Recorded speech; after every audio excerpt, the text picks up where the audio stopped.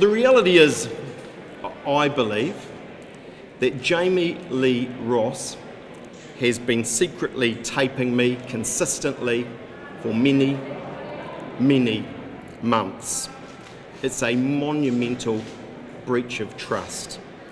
That's on top of the many other things that he has done.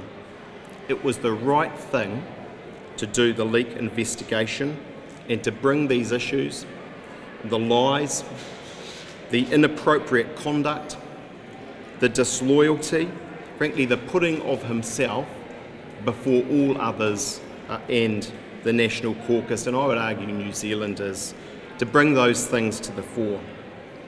I won't stand, I didn't stand for what he's done, and I'm glad, as are all of my colleagues, to a person, that he is no longer part of our caucus.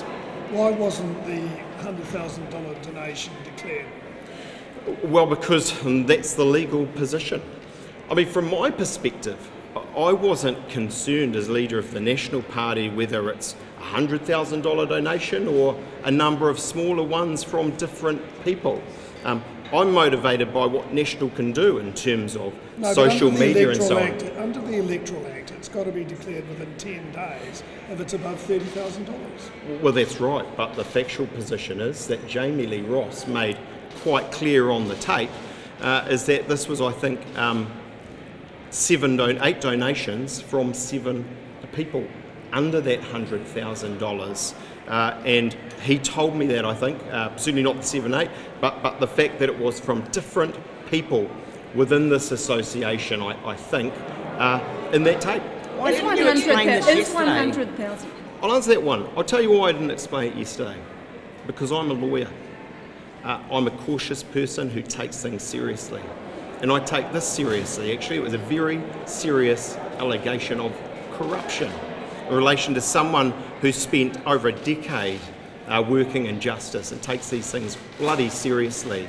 And so I wanted to make sure that I'd done my due diligence, that I'd talked to the National Party about things that were in a sense news to me, because as I say, I take a simple view on these things. As leader, I go out, people I want to be generous to the National Party, and then I find the most appropriate person, in this case, because he knew them so well, Jami-Lee Ross.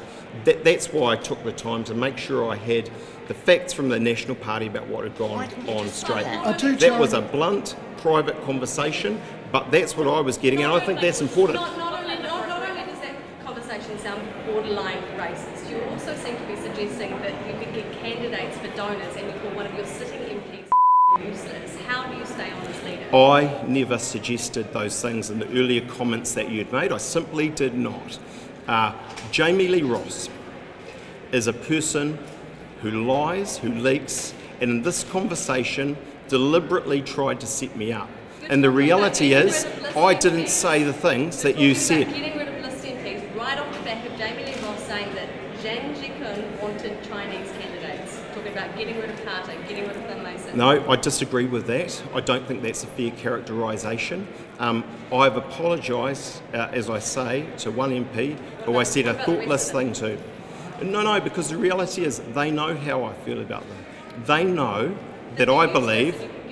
Well, I didn't say that. Was that donation accepted on the understanding that National would install Zhang's office manager as a candidate? No, it's simply not my understanding. As I say to you, I went to a dinner that Jami-Lee Ross organised. I then met with, or saw the gentleman at the fundraiser for Paul Goldsmith. He made that clear to me. There was no such sense of that from me. So Zhang wouldn't have had that misunderstanding that if he made a donation to the party, then his office manager would certainly become an MP? he certainly didn't get that from me. What did you mean?